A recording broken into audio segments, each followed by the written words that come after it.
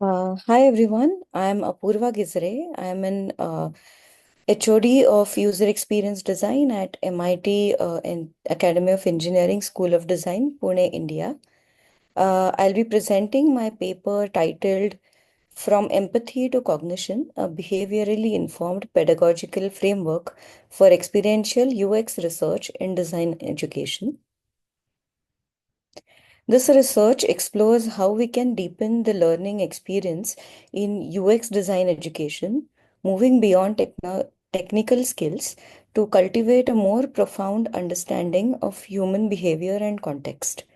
As you can see from the images on the slide, my work is rooted in real world immersive experiences with communities. The field of UX design has evolved dramatically. Now, standing firmly as a socio-technological discipline, modern UX education demands more than just mastery of tools and aesthetics. It requires designers to cultivate strong cognitive agility, genuine empathy, uh, reflective practice, and a keen sense of contextual intelligence. Unfortunately, traditional studio based instruction often falls short in preparing students for the inherent ambiguities and ethical complexities of real world design challenges. This leads me to core gap of my study, which it addresses. While experiential learning, particularly through community immersion, is gaining traction, most current approaches are often short term and lack systematic methods to evaluate the profound internal transformation students undergo. I asked, how can this internal growth be meaningfully assessed across diverse contexts? And how can immersive learning be systematically integrated into design curricula for sustained impact? My primary aim was to enhance three critical capacities in undergraduate UX learners. They are cognitive flexibility, empathy, and contextual understanding through immersive community based learning. This was a rigorous 3 year longitudinal study involving ethnographic inquiry and participatory immersion across socioculturally diverse Indian regions. From this process, two key pedagogical contributions emerged. First, the CERCLE, uh, which is Circle Rubric, uh, which assesses cognitive and behavioral learning outcomes across 6 dimensions, from empathy and reflection to context and engagement. Second, the IDEAL, which is Ideal Model, a 5 phase learning cycle that structures immersive experiences into a repeatable curriculum design. Together, these tools aim to foster not just competent designers, but professionals who are socially responsive, ethically aware, and able to navigate complexity with agility.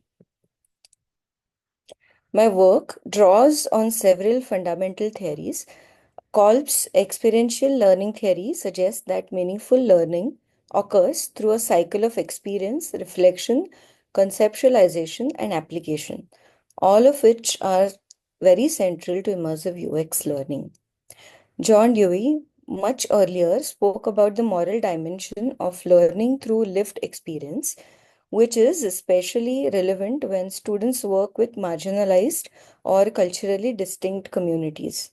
From a behavioral lens, Bandura's social learning theory posits that people learn not just through doing, but by observing others in context, observing behaviors, values, and coping strategies. Neuroscience backs this up. Imodino, Yang, and Damasio showed that emotionally charged experiences activate regions of the brain associated with empathy and moral reasoning.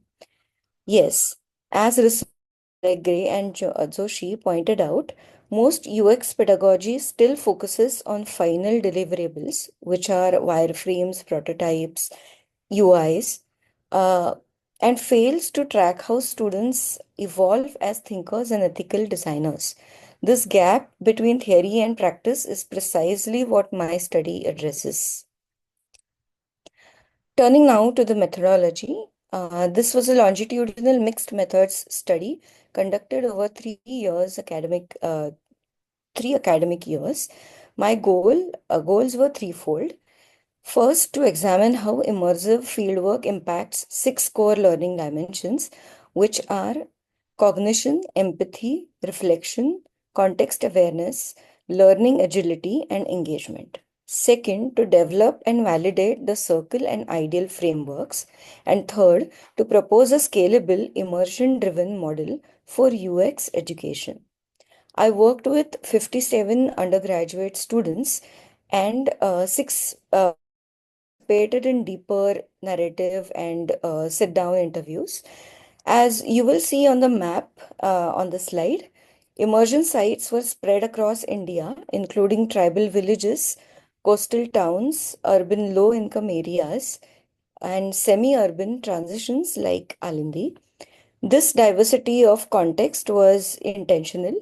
It allowed students to navigate unfamiliar terrains, cultures, and ethical challenges, which is essential for holistic, behaviorally grounded learning.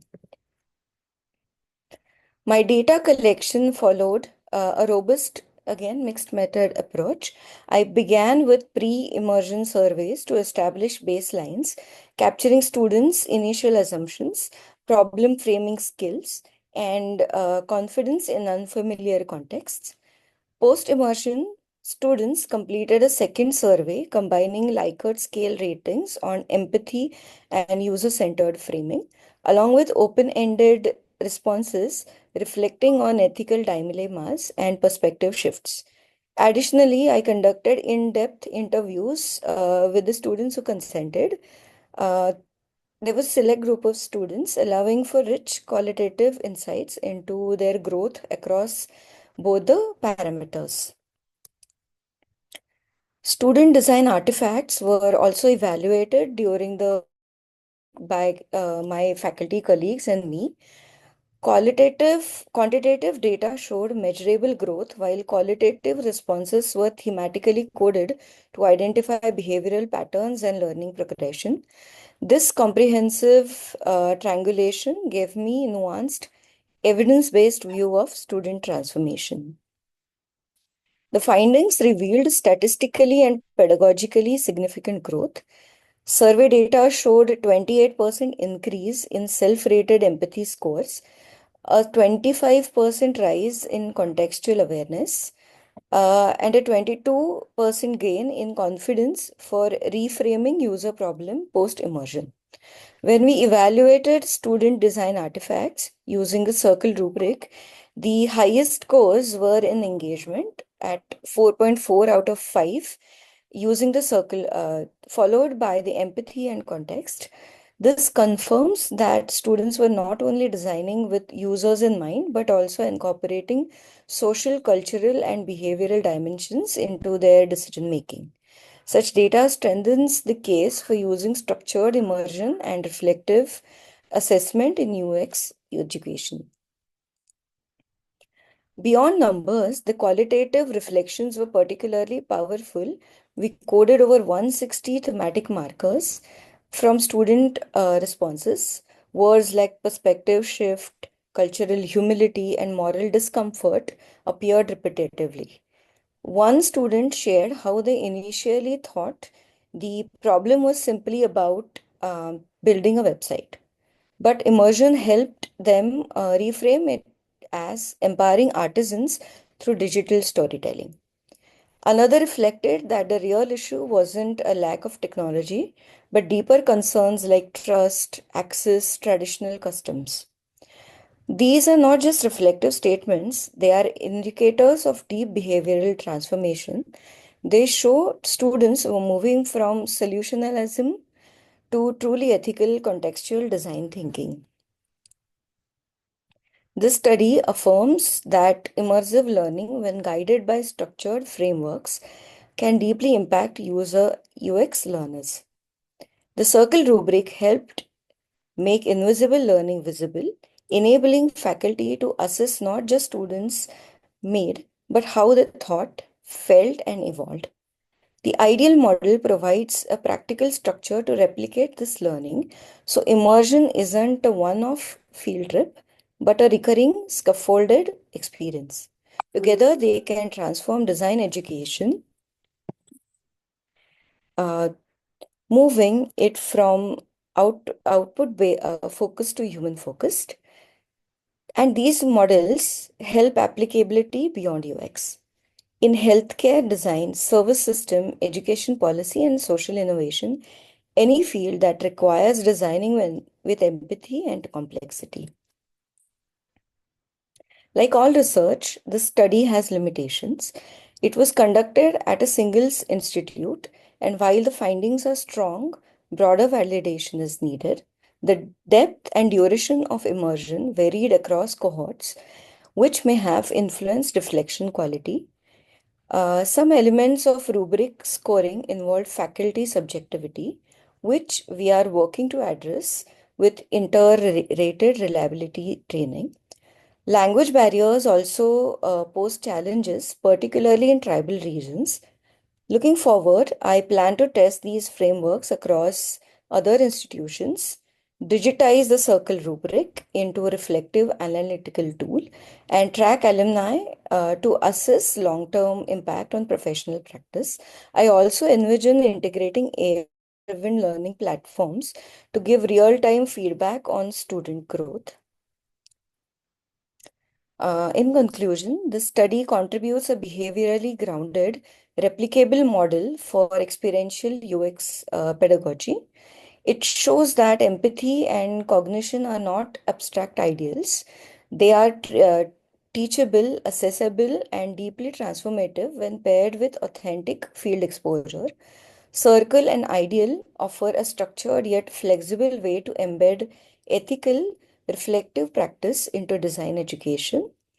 In a world where technology increasingly intersects with social, ecological complexity, we need designers who are not just technically competent, but ethically aware, emotionally intelligent, and contextually grounded. This study offers one path towards that goal. I would like to sincerely thank the undergraduate UX students at MIT Academy of Engineering from the 2022 to 2025 cohorts for their openness, reflection, and thoughtful design work. Gratitude also goes to my faculty colleagues and the communities across India who welcomed our students with generosity. And finally, thank you to the organizers for this opportunity. I look forward to your thoughts and questions.